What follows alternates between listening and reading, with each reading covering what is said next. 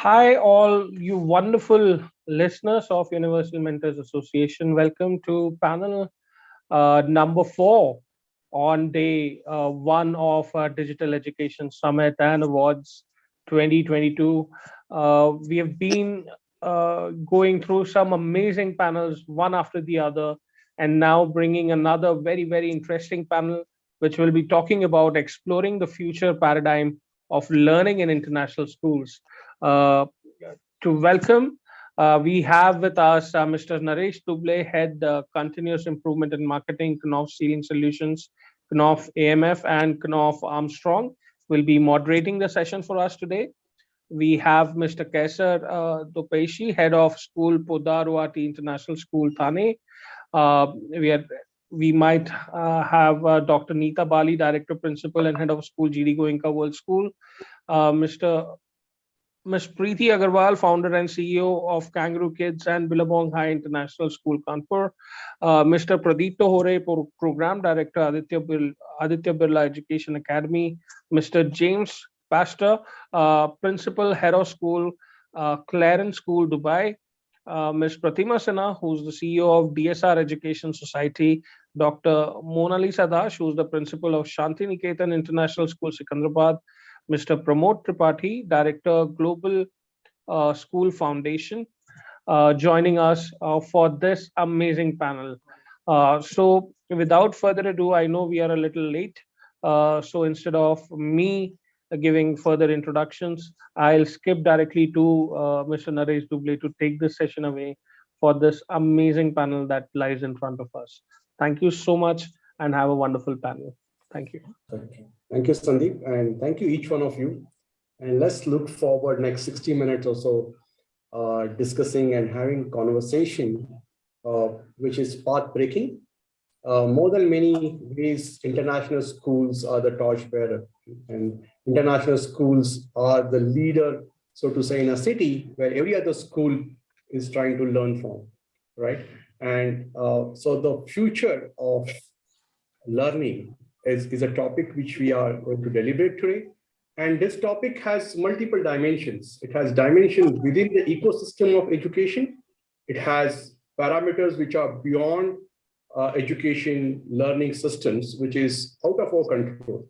You know, what is happening with global cooperation, we know that, right? What is happening with all the challenges which humans are facing on the earth, where we are fighting with one each other, and there is no global leader as such, and we are training our students to be a global citizen, right? And that's the paradigm in which we exist. And then we have a fraction of population, as in kids, being in international school, and a big chunk of student population, which is outside of this ecosystem. For them, this looks like a fairy tale story, what is happening in international school. And we are telling our kids in our international school about empathy, about the latest way the brain can be understood, how we can make a difference in the society. So there is a greater need for us to look ourselves, what we are doing as an educator, as a school owners, taking responsibility of a leadership position which we have in the society, being an international school. We enjoy the connection across the boundaries. We all are human, and we connect with each other with the programs and the curriculum and the learning methodology which we use. So this is the landscape in which we are today. Now we are looking into a crystal ball, and none of us really know what kind of jobs, what kind of skills, and what kind of knowledge our kids require. And we all are pretending to provide that in our own ways, if I say so, okay? And maybe 20 years back, 30 years back, when we all was in our graduation and exams, we were pretty sure about what kind of jobs and future we are getting into. Maybe a little less sure, but 50 years back, 100 years back, people knows if you know agriculture, if you know basic skills of foundry or whatever, you could survive and your life will be comfortable. Today, uncertainty is at a whole new level. The merger of a biotech and infotech the knowledge, my emotions, my feeling can be really analyzed with 20 clicks, which I do on social media, by and for large. The watch which I'm wearing, giving constant information to about my feelings, emotions, and body status. So in this kind of a hyper changing age where the concentration can be function of a chip or a helmet a soldier wearing and winning the game which normally nobody can win. Now, now our kids are learning far better than that. So our teachers have a challenge to manage this well-aware students. There is a program which we are learning on it. So we've been focusing around bettering our curriculum, bettering our teacher, and bettering our students. And then they come to the institute to learn together. Now with this background where we are, so there is a traditional approach emphasizing whatever way we are, and we are progressing a lot. So my question is this is like, we can have an open discussion and we can debate and work around this. You can put your feelings openly, and I would really request to go beyond paradigm to look into what good we are doing, what good we could do, what best looks like, what are our challenges. So these are the 4 areas we can divide ourselves and we discuss in the next few minutes. So, so the procedural learning methodology which we have, and there's a lot of autonomy which we get as international schools, or even now with new educational program, there is exit and entry modules, and a skill-based module, diploma, degree, post-graduation, all integrated. Today, kids are learning from best teacher available across the globe on YouTube. The gap is increasing, at the same time gap is reducing who want to learn. So according to you, what are the skills which our students need to really have going ahead in the 21st century with this background which we spoke? So any one of you.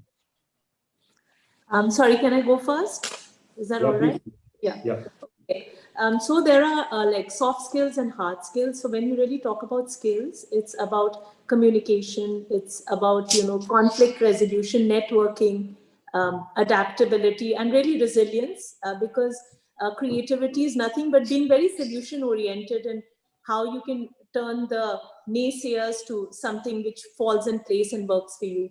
And obviously a very strong work ethic and attention to detail would be really critical, I feel, because, in the flurry of getting the job done, you never really miss the target of being really spot on and giving, the very best you can at every time anyway. So I think these are the skills which I would, feel would encompass and should be curated for creating greatness, because we have a lot of good schools, very good international schools which give you the exposure, which are running with Cambridge and IB curriculums.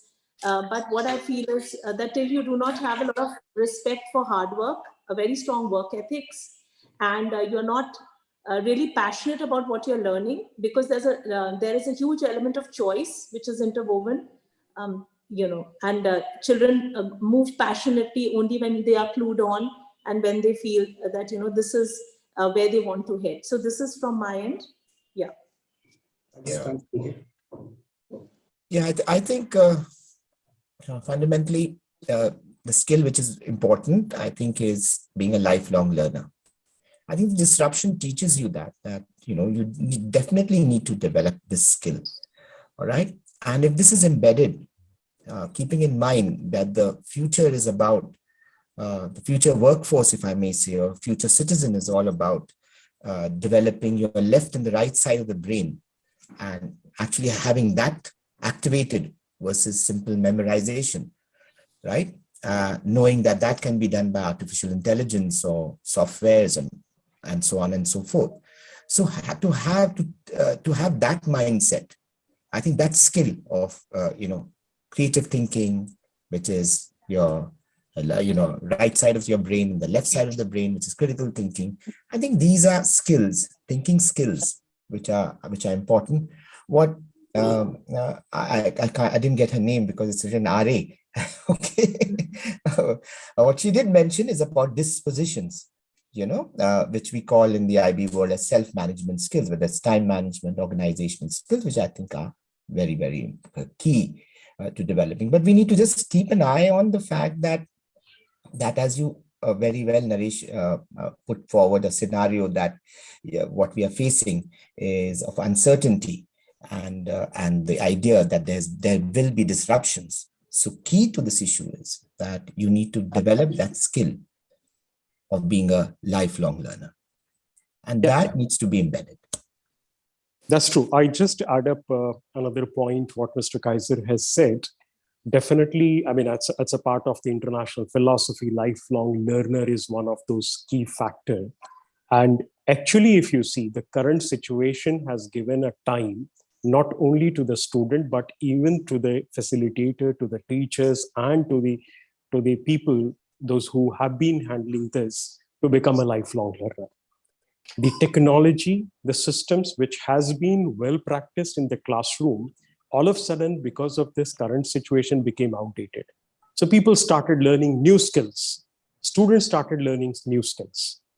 In terms of critical skills like time management and task management, which theoretically into IB it was from a long time, but actual use of these systems came in present time, when a student was not supervised by a teacher, and child was planning his own system that today I need to finish my English assessment or extended essay and I have to do these tasks. So what we have seen in situation, one was a theoretical skill, another is an application of those skills and learning those skills by doing. That has become a reality in the current situation. So many of factors which was there, to some extent it was also practiced, but not to an extent in which it was expected. That has become reality in the current time. Yeah, and in the sense, clarity precedes performance, right? So there is a drift, and in the drift you go in some direction. Versus you say, I'm going to hit a sixer in that corner, and you hit a ball exactly there. So that's the difference we are talking about. But Mr. Naresh, I would also like to add on. I think problem solving skills right now has become very, very important, because at least in the Indian scenario, parents are, kind of helicopter parents, where they do not give the child a chance to stand on his own feet and take decisions. So I personally feel that when we look at the future of these students, they need to stand on their own feet, they need to take their own decisions, which has become so very important. So that's where, the problem solving skills has to be, ingrained in the students right from the beginning, even from the pre-primary. If you give them small problems, and I'm really telling you, today, if I don't have water in my house, it becomes a problem for me. I'm rushing around all over the place to get that water. So these are the small things, these are the small skills that we need to really, really think about and come up in our school, in our curriculum. It should be part and parcel of the curriculum, these to ingrain these skills in our students. So that was my input. Yeah, I do agree with Pratima that problem solving skills is something which is very important. But added to that, they should make a lot of real life connections, because they should know why they are learning a concept, how is it going to affect them, and how is it going to affect the community. And that makes them real life problem solvers, which is very important. Added to that, they should also understand that they are a part of the society. And as social beings, they live in a social setting. So they have to listen to others, and at the same time, they have to put forth their own notions. So the right kind of attitude is also very important. So that is where, with Mona Lisa's this thing, connect with the community. The confidence level definitely improves and increases when, when they feel that, yes, they are able to solve their own problems. Our school is based a little away from Hyderabad, from the main city. And we had major issues of rock. We have rock. Hyderabad is on Deccan Plateau, where there are a lot of rocks around. And we had these machines which were splitting the rocks, and the noise level and the pollution level had really increased. And I went to every government office across, meeting people, meeting officials, but nothing happened. But when I got my students to write a petition and go to these government officials, that's when the problem was solved. So this is what I'm saying, that, these skills have to be, they need to take on those responsibilities, that yes, I'm also part and parcel of this particular organization and I can do something even at this age. That is important. And James, what's your view on the subject of skills of future? It's a two-faceted problem here. We want all these things for the children, for the students. The parents want it too, but what they really want is my child going to get a 42 in the IB? Is my child going to get in that top university? Parents in private schools are incredibly aspirational. They work hard and they want to make sure that their son, daughter, all their children get a chance to at least have their standard of living, if not more. So it's that push and pull, it's that yin and yang of we want all this. Parents want it too, but if they got none of it, but got a 42 in the IB, those parents would tell you, you're the best teachers in the world, you're the best school in the world. Like he got a 42, they got in Oxford. Okay, they got in Harvard. Okay, see then we have the third part of the triangle, the teachers, we want all these things. The parents want them, but they want the results. And the students, I think 21st century students, at least in a lot of places that I've lived, they've been sold by modern media that you've got to be happy in everything you do. We as adults, I got the gray hair for everyone here, okay? We understand that we're not happy every second of the day. I was making some notes here, and one note I made was, I don't know if it makes sense, but we learn and go to school so we can earn. We earn to live. And then we live to seek passions and things. But the learning doesn't necessarily always have to be about our passion. All right? It's great if we enjoy our job, but it doesn't have to. In fact, if your job is your passion and like the only thing you live and breathe, then I feel a little bit bad for you. Okay? Your passions come from so many other things. So I may be a little off target with things, because some of the examples are great. I love that example of the students writing a petition and getting something done. And their parents will like that too, as long as they're also getting the scores that will get them into a top university. And that's part of that push and pull of what we're trying to do in modern school, where 30 years ago, all we had to do was care about that they got good grades because that's what their parents want. Right. Parents didn't care in high school if their children were happy. Children made their own happiness with their friends at school, but they knew that they had to get the grades to go to a good university. Things have gotten more complicated with mass media, with communication, and all that. I don't have the answers to it, by the way. I don't have any answers. It's just it's a fascinating set of problems that we all try to deal with every single day with the students in our hallways. Right. So Mr. Naresh, just a quick point.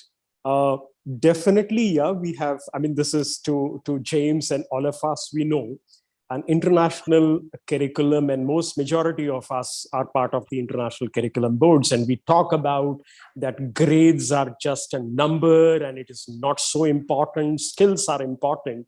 But the disconnect on the ground is no university give admission at the lower grades. Right. So when we talk in seminars, we do profess that grades 45 is nothing. 40 is, it's just a number. But do you get an admission in that elite university or Ivy League college with 35 or 36 grades? No, they won't consider even application. So that's a disconnect between the talk philosophy and the application. So getting stay tuned to the reality is something which is very important as a professional for success of the institute which you are running, keeping your parents happy for the investment which you are putting in. At the same time, like Pratima ma'am said, the skills at the human level, and we can say maybe 200 years back, the kids had more skill to smell something, survive instinctively, save themselves from animals, and build house at a young age, right? And our kids are like small puppies kind of stuff in that respect of a 14-year young chap 200 years back, if you imagine fighting a tiger maybe, So we have lost a lot of skills when we progress. And now we are talking about getting back to a world which is changing at the rate which we can't imagine. Like I said, the merger of biotech and infotech. We're trying to learn coding at the age of 6, and Shah Rukh Khan is coming and promoting it, or whoever is coming and doing that. We are putting them to a multiple courses to get those skills levels. And right now, we don't know where are we moving as a community, so to say, because do we have an ability to say, I don't know? I love that example. I just want to jump in, everyone, because I love that example of coding, okay? Because in all of your IB schools, none of your parents expect their children to be the coders. They expect them to be the managers of the coders someday, right? Okay? Right. Okay. And all we So know, it's great if the children learn some coding because it's fascinating and we can gamify it and all that. But, the children in your IB schools are not the children that will be doing the coding. Okay, just like if we can have if we have a science class and the children learn how to dig ditches in the garden to plant some fruits and vegetables and all that, not a single one of our parents expects their children to have a gigantic garden and to dig ditches all day long for it. They expect them to make enough money to pay someone to do those things and to know what it's. Now, my whole philosophy is in the middle. Children should have some calluses on their hands from doing that work so they understand how hard it is and how valuable it is for life. They should know a little bit of coding, perhaps not at 6 years old, okay? We call it coding, and now we have algebra when they're 6. No, we don't. No, we don't. Algebra is in high school, okay? But we tell ourselves that in modern schools because it makes us sound better than the school down the street, that we're doing these things, okay? So I'm not saying any of that to our audience out there to be cynical. I'm just saying the parents in an IB school, in these international schools, have made it, most of them. They want their children to make it also, but they also, one of our first panelists said something about the soft skills, to be caring, to be kind, to work as a team player, all those things. But our parents don't want those at the exclusion of the high-level courses in the IB or the upper grades. They want, if they had to forget one, in honesty, one-on-one, they'd all say, you can leave some of the soft stuff. Just make sure my son has calculus. Okay. yeah, James, but at the same time, It's more of social media impact, basically. But that's where the difference of maybe a school who doesn't have resources, doesn't expose unaware teachers' skills levels are not at the par, forget about at par, they're not evaluated, they just get there. We're talking about a leader in the society, and that's the preamble which I put, saying, can we break some of these fears which we put on ourselves? Isn't it? Right? Because we are, in a way, putting our own boundaries and are not taking the role of leadership in the way education can move. And one of the key elements, like you said, James, is the parents will do what they know they can do. But even the great inventor has said, if I have to ask people what do you need when cars were not there, Mr. Fuda got a faster horse. They don't need a faster horse. They need something else. Same things with the Apple stuff. So we all know that. So third element of a teacher, if these are not sellings, these are not selling features we have in our schools, empathy, kindness, in all those parameters we know. I was attending this function and with Dalai Lama ji, and there was, they said 2 skills require mathematical skills. So all those codings, and I had a professor in my MBA school. He was head of IMRB, and he was doctorate in OR and statistics. He said, I never use even a 1% of all statistics I learned, but he was genius, and that brain can think and work in different manners. Similarly, what all behavior pattern we want our teachers to demonstrate? Because we all are here because somebody believes in us much, much more than what we believe in ourselves. It may be our parents, it may be our teachers. And I have 3 or 4 teachers in my life who really told me, Naresh, you are great. And I said, like, is it? I'm great. Okay. So that happened with all of us at some point in our life, correct? And if you have a gray cell, you are extraordinary. So what efforts, how can a teacher, an educator be a best support learner? Having aware about, and many of them are listening to us now in the 21st century, what kind of courage and backing and how they can develop this essential skill in them? Just to, I think before answering your question, maybe I just take where James left us. Just quick talk about.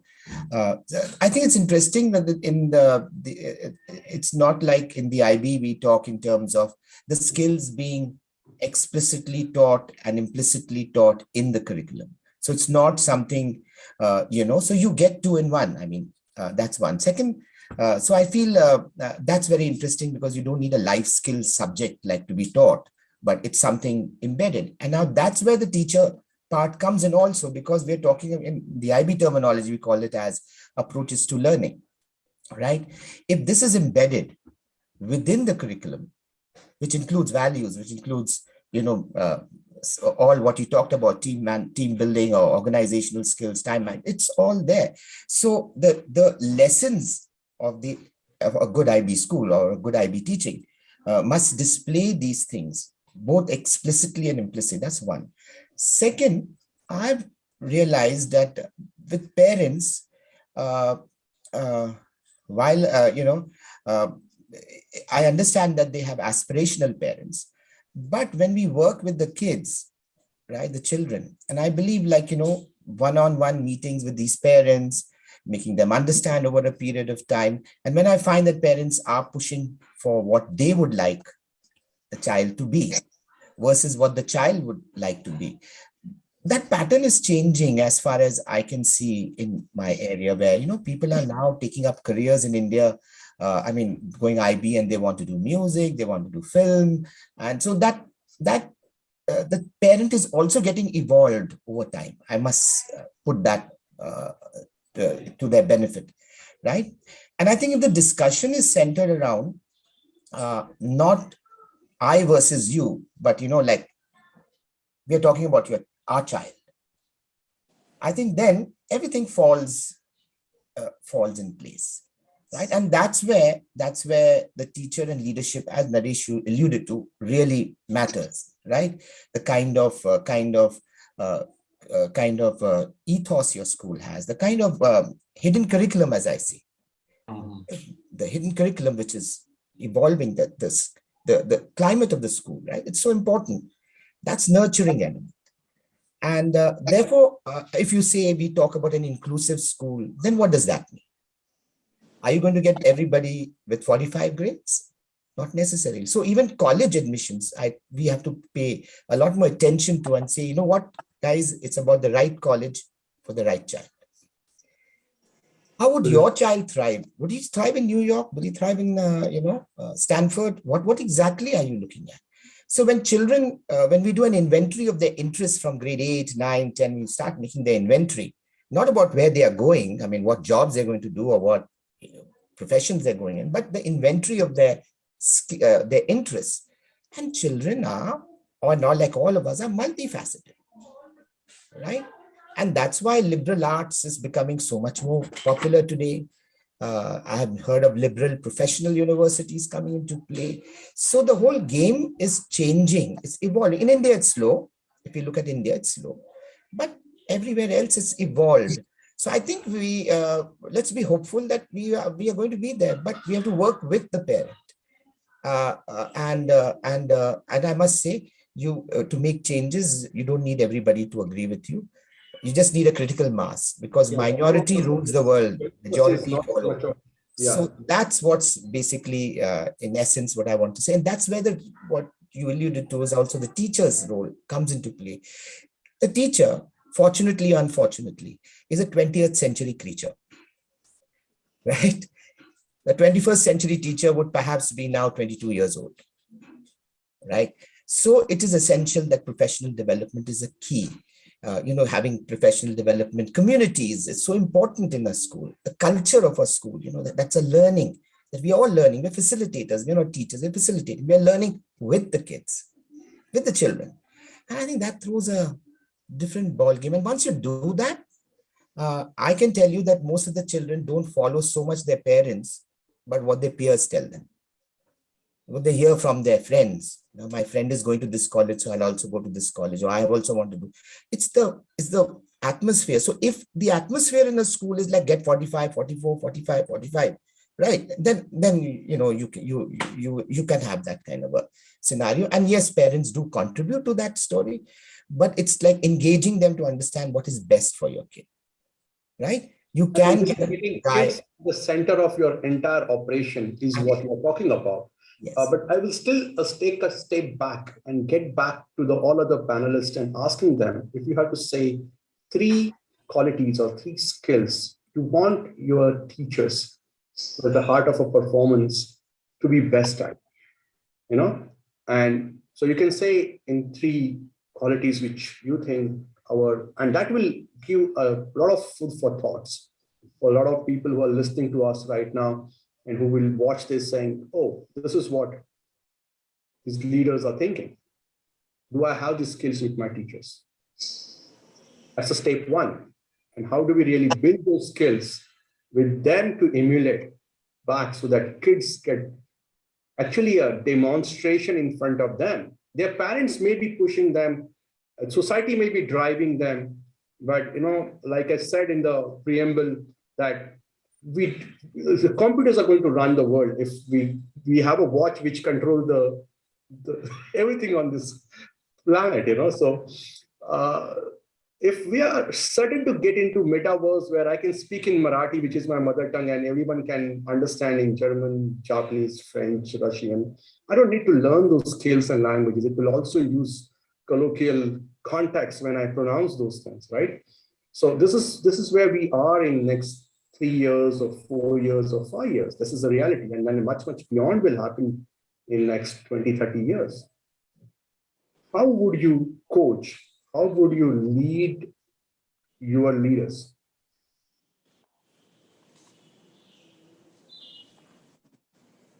Yeah, Mona Lisa?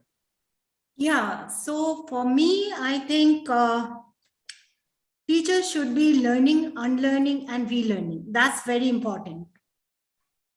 Because as the philosophy in education, it's evolving and it's changing. It's a changing world, and there are situations which are critical, and we have to adapt to new situation. So we should be open to learn, unlearn, and relearn. And believe me, that's the toughest thing to do, because most of our teachers, maybe they believe in some skill set, they believe in that traditional way of learning, and coming out from that takes a lot of time. So we need to empower them, give them the right kind of professional development program, and empower them to make right kind of choices, make them good leaders, make them more empathetic towards the kids, so that they can learn with the kids. They should not be knowers. I know everything. No. Yeah. They should learn with the kids. So that's very important. These are 3 things which you put as a priority. Yeah. Anybody else? Preeti ma'am? Yeah, so I would like to say that, touch upon really the culture of the school. That's really important from the time you walk in to the time you sit down. how you position yourself, how you move around. It's all the culture, how you greet each other. So culture is something which is really sacrosanct. I would invest a lot in that. The other thing which I would definitely highlight is being a good listener. So, you always listen before you speak, and then you think about your own thinking. So really the line of questioning is very critical in our classrooms. So the teacher stokes curiosity, and there is an attitude you develop among children to ensure that, they are very open to learning, but at the same time, they are thinking critically, they are reflecting, and there's a lot of, peer engagement. So it's not just about you. The learning is not just about your grades and you, but it's about discussions and really to evolve in the entire process. And you would see that, when our children have traveled and they have gone to different destinations, they just fit in seamlessly.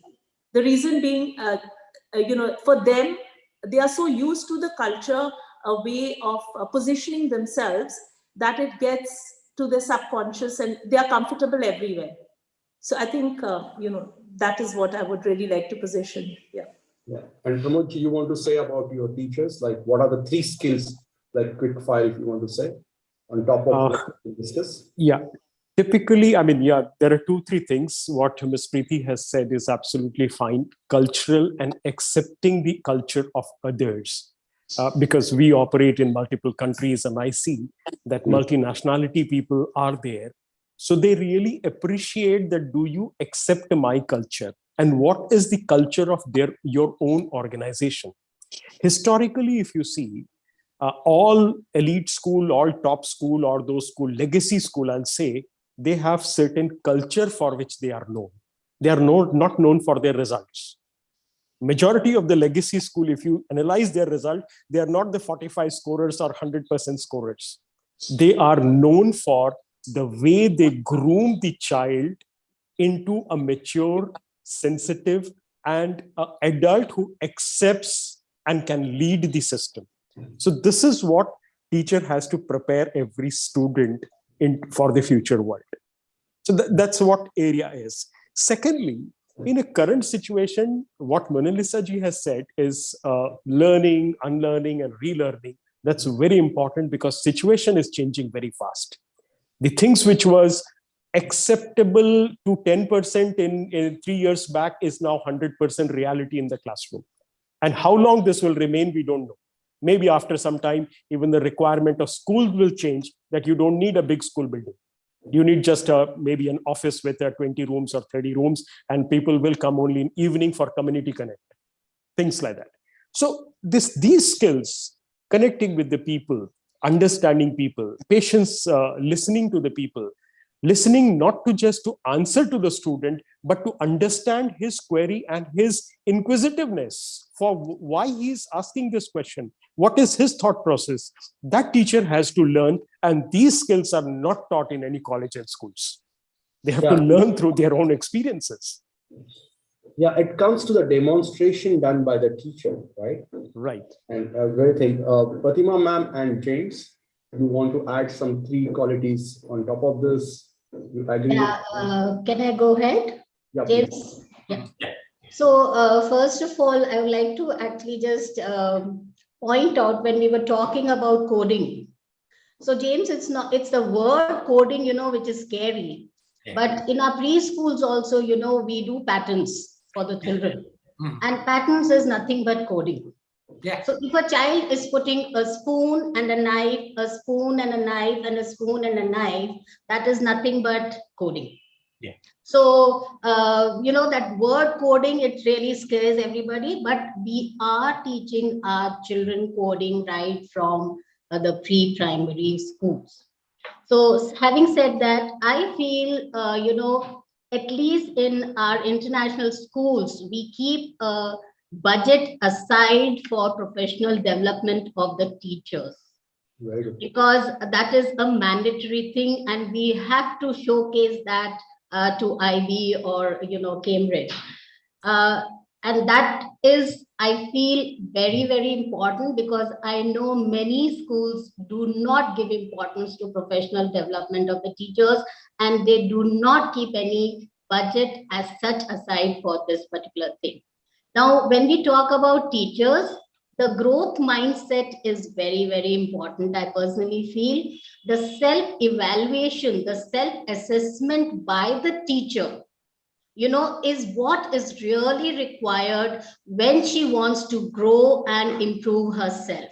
So we need to give them that kind of exposure. When we talk about curiosity in children, our teachers have to be curious to bring in the curiosity in the students, right? We need to give our teachers that kind of exposure, so that they become curious to know more. They become curious to do research work. They find out from across the world what is happening, and then they bring it to the classroom.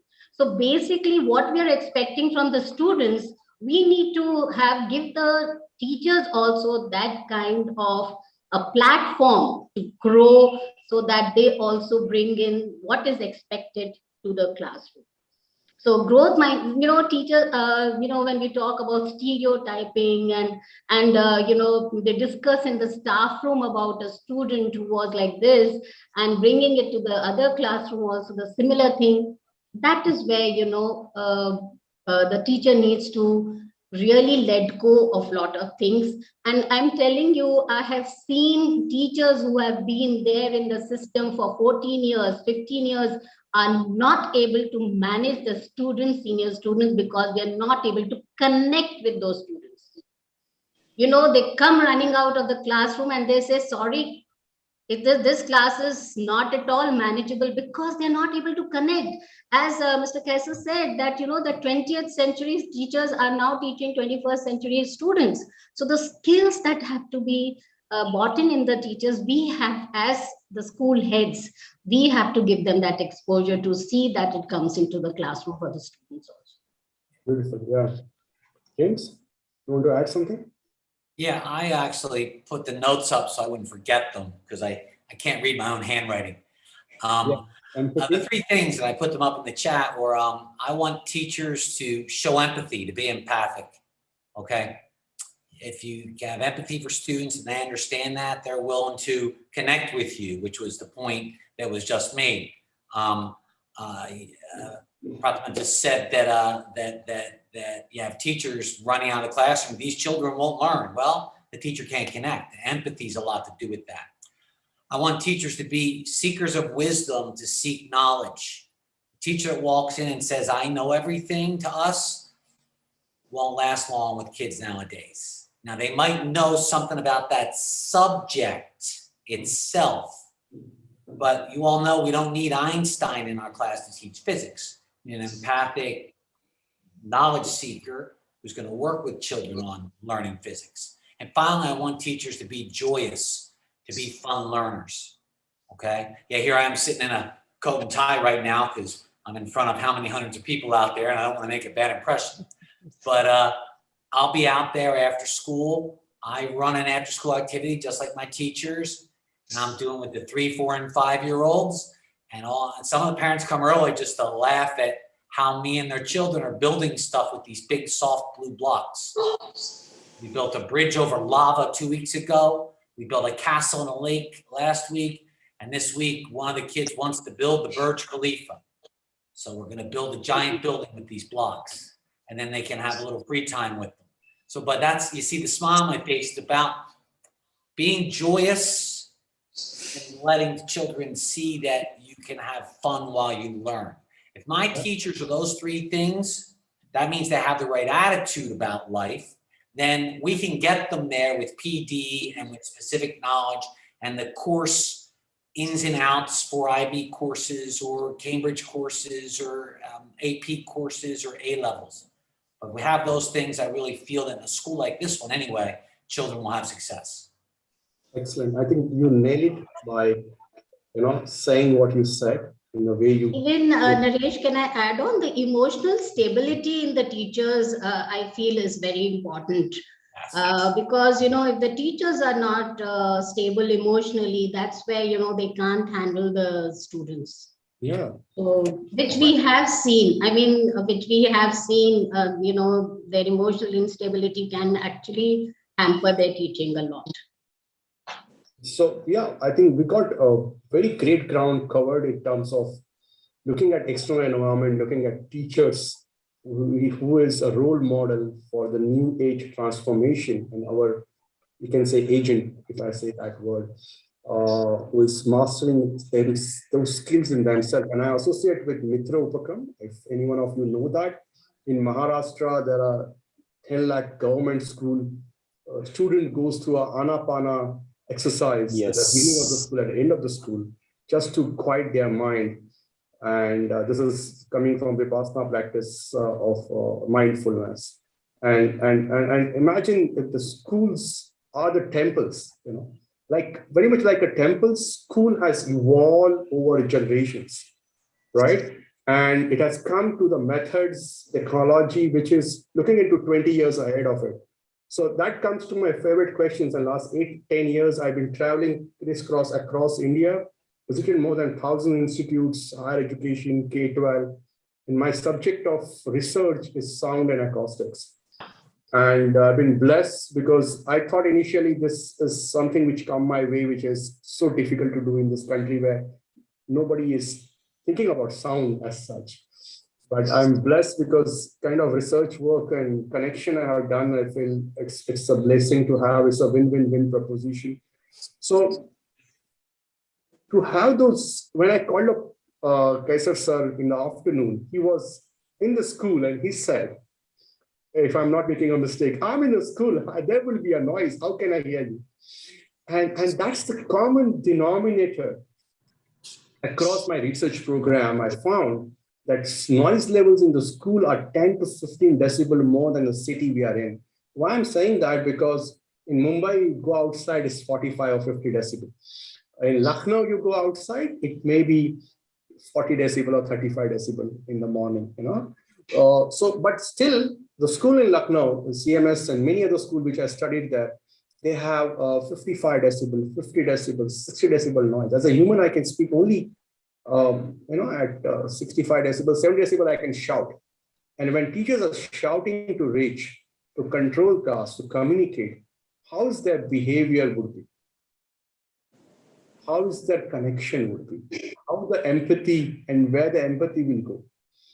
And these are the questions which I'm just wanted to leave for you to respond to that. Like, what do you think on this parameter? The way, and there are some schools which are like open schools, and there are like with Goa government, we're trying to do we're working with Delhi government, MP, Gujarat, Maharashtra, for some large scale government school transformations. And some of the design elements in the buildings are not really in the place. So if I really ask you, there are parameters which are in soft domain, which you have to really select, be at it. There are some simple solutions which you can solve at the level of construction or level of institution or level of physical existence. So what's your thoughts on that? I'll start with it. Basically, yes, it is a general perception that schools has a higher sound level or decibel or whatever you say. But the personal experience, I feel, a child responds differently with the different teacher because they observe those teachers. And it's not that what I say that child accepts it. Child see, watches, and then accepts it. So a teacher has to really reach to 55 to 60 decibel to her nerves to control the class, and other teacher silently walks in, softly speaks, and everyone is listening to that. So what, as a teacher, what we need to see is, again, coming back to the same law, connection with the student and a role model. People are not going to just obey you because you're a teacher, you're adult in that, and I scream and I can punish you. With this, it will happen. The time is changing. Second aspect is about... Second aspect, what I found in one of the research is the teacher who was a good teacher in a physical class is the most popular teacher in a virtual class. And that was beautiful. That was beautiful because it's coming back to the human excellence as a teacher and the points which we discussed. Thank you, sir. Yeah. Right. It's how you connect with the people. It's not that what you said is you don't need to be Albert Einstein to teach physics. What you need to teach is you are teaching to class 7. Come down to the 7, 15, 13, 14-year-old child. Think about how he thinks and what examples will be good to him. I don't want to give a rocket science example that because I know. Am I proving my knowledge to the student or I'm teaching to the student? That is something what is lacking in most of the schools. Now, once a child connects with the teacher, then definitely if you tell them, you have given an example of Maharashtra school, similar system was run in the Gujarat called Masti Ki Pasti, the collecting old newspapers. There are a lot of, the IB school runs a lot of CAS program, creative activities programs. All this becomes so easy. You command people and they will listen because they respect you. So that is the level to which teacher has to reach. Thank you. Pratima ma'am, what do you want to say on this? Because I had elaborate one-on-one session with her some time back and she was dealing with sound problems. Yeah, so actually I would agree with Mr. Tripathi in saying that, see, if the teacher knows her students well, right? She's been there in the class for 1 year or 6 months. She needs to understand each and every child well. She knows her students well, and she also knows the quality of a class. So, and if she is very well prepared for the class with all the, 40 minutes divided properly, then I'm sure she will have no problem with the decibels. And also, I would like to add on, a teacher also should, every time have some surprising factor for the students. When she enters the classroom, children should look up to her and think, oh, what is she going to do today? That is what a passionate teacher would do. And if she knows her students very well, she knows exactly what is expected. She is ready with her class. I'm sure she will be able to take it off without any problem. Yes, infrastructure is important. And I know you have come up with the wonderful, initiative of, which I told you, maybe we'll also take it up maybe next academic year. But it's really not an alarming factor as such. Yeah. Great. Naresh, I'll take 30 seconds to add one more point. Teacher should leave lesson, whether it's a 30 minutes lesson, 40 minutes lesson, or an hour session. Leave it exactly the way our different TV channel serials leave us. They end the serial at a point where you want to know that another 2 minutes would have created, disclosed the secret. That is the level where the teacher should leave the class so that a child wait for the next class. That what is next? What is next? So, yes. Great. What is she going to do today? And to maintain those level of skills, experience in a fast-growing environment, and then there are factors of technology like we discussed. There are factors like nationalism, there are factors like cultures, there are factors like religion, which are like part of our society, which is dividing us far more than any time else in the history. And then we're talking about international exposure. Apart from the travel abroad, it is not the physical world as much matters as the mental worlds and the thoughts and the principles and the guidelines which society gives you. So ambience around you, like I keep on saying in my presentation, like sound affects us cognitively, behaviorally, psychologically, emotionally, even if you don't care about affecting you all the time. You can't close your ears, you can close your eyes. And it has an impact in the clarity of word, it has the impact in the communication ability. It's a science in itself, and it is an invisible factor in our ambience, in our environment, which is governing n number of factors which we are wishful of our teachers to deliver. We exactly portraying it that she should be like this, she should deliver this, but now for the first time in the history, every student happened to be a first bencher, going to come back and sit on the first bench and the last bench. And if you have a reverberant room of 2 seconds and and things like that, or the next class, this teacher may be the great teacher, like you said. She can speak softly, she can control the class, but the next 2 classrooms are not really being governed by the best, because you always get an average, right? So how would that happen if the temple is not really ready? That's a question, right? Yes, sir, you want to say something? Yeah. When Naresh caught me on the phone, I was in the cafeteria. Okay. Yeah. I was very happy to hear that sound. I haven't heard that sound for a long time. Yes, I get that. Yeah. Correct. Right. So that was the issue. I said, I'm in a school, so it's joyful sounds.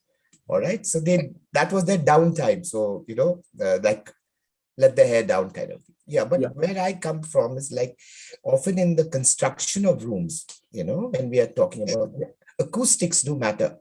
They do also play a huge role in, whether you're heard or not heard and all that kinds, right? And that comes in the infrastructure, and often we have to make those changes in the classroom, because we know, like if I'm going to an auditorium or a room, I'm going to speak and I say, the acoustics are terrible here.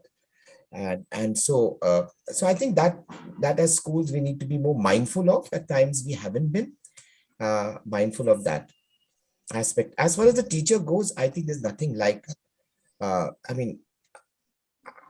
never heard, we don't need a silent class. We need an engaged class, which is engaged.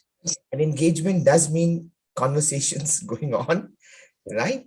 Sometimes there'll be a banter, sometimes there'll be a laugh, that we understand the child is engaged.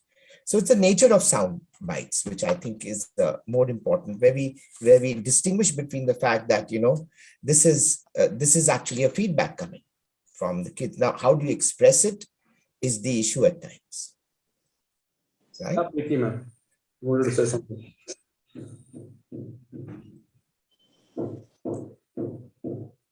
Preeti, ma'am, you wanted to say something on this topic? Yeah, I would just like to say that, perhaps really create a thinking classroom where everybody thinks and manages themselves around it. So this is what we do in our school. We set protocols, not rules. We respect each other, and we make each other understand if that scenario did not work of a thinking classroom, what would be the consequence. So we really work around, a lot of reflection, a lot of setting protocols in the classroom. So as far as the engagement goes, it's all dependent on the line of questioning, what you can really curate and how you can really get all the students engaged, not just in activities or experiential learning, but really thinking. And, there are a lot of tactics and strategy which goes in it, and we really spend a lot of time deliberating. So even when we went digital, I think what we only thought of was whether the cameras are on or off. Are our children thinking what is happening? And we address that piece very powerfully. And fortunately, we have great companies like Microsoft that provided solutions right from teaching, learning, to setting protocols, to really coming together as a community to engage with submission of assignments, having Insight as a fantastic tool to monitor what we're doing. So I think we had a very happy school when we were digital. We really cared for each other much more than we would have physically, because there you take things for granted. So we really stood up for each other, and believe me, there was zero attrition. None of the parents wanted to leave the school. They were all with us. We were paying our teachers full salaries. We never asked anybody to step down. I think I've never seen that powerful connect that we experienced during the pandemic. And when now we have integrated back, there's so much of joy in our assemblies. There's so much of initiative, so much of love for each other. So I think that's what it is. Really, the culture that you said. God's happiness quotient, like yes, yes. James, you want to add, and then Mona Lisa? I was enjoying listening. I was enjoying listening to the last bit there and watching my time. I think I'm 6 minutes late for my 3, 4, and 5-year-olds for our activity. I can hear them outside waiting to build stuff, so I have to like get out of this, go there. But I wanted to just say as the last thing, thank you all so much. I'm taking much more away from this than I could ever give by listening to this, and I would be happy to join in with another presentation another time. Thank you all very, very much. I very much appreciate your time and your wisdom and accumulated knowledge. Thank you very, very much. Thanks. Hopefully see you all soon. Have a good day. James, I love the beanbag in your room. And the shield in the back there, Captain America. And the plastic wall that I write on. It's definitely a progressive school. Absolutely. Bye-bye. Have a great afternoon, everyone. Yeah. Bye-bye. Bye. Yeah, Mona Lisa, coming to you. Yeah, so a joyful school should be full of sound. I feel a silent school is never a joyful school. So we need to distinguish between a productive sound where the children are interacting with each other, they are coming up with their notions, they are solving problems. So I think at times sound is so joyful, and I have been missing that. So when kids are now back to school, I'm happy that the school is full of sound. So for me, it's very important. And it's a part of how you are engaging your students. So the way you engage your students with the criteria clear, with your essential agreements in place, I think that makes this sound a productive sound. So that's where we should be focusing on. Yeah, I think that's a great summary of it. Is not the resistance to sound. It is the usefulness and application of appropriate sound. Correct. It's clarity when you are speaking. It's functionality when everyone is sharing, and because we are into an era where we are no longer giving information, we are collaborating information, we are exchanging ideas. So every room is like more like a boardroom, or a room where research happening collaboratively. It's not like single person thinking about it. So that's my summary of it, and I really get what each one of you is saying in terms of kids coming back. That sounds really good to have them around. But there is something which is deeper than just the background noise. Is the clarity around sound. It's around clarity of the words, and you can just go and clap in the class when nobody's there. The physical parameter in terms of reverberation in the room. And maybe I could connect with you one-on-one and do a test in your own institute for you to really get present to those. Internationally, when I studied Australian schools and American schools, they cannot really start an institute unless they have certificate, like you have fire certificate, you have sound certificate. And here we were happy to be under a tree and happy to have our institute built. And our norms are just getting built. The new education policy and the National Building Code are just talking about this.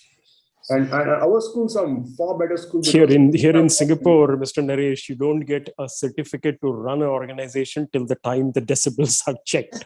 Correct. They physically come and check, and once the sound inspector says it's clear, then only you can start day one. Correct. Yeah, exactly. And I visited a government public school in Sydney, and it was far better than any IB school I've seen.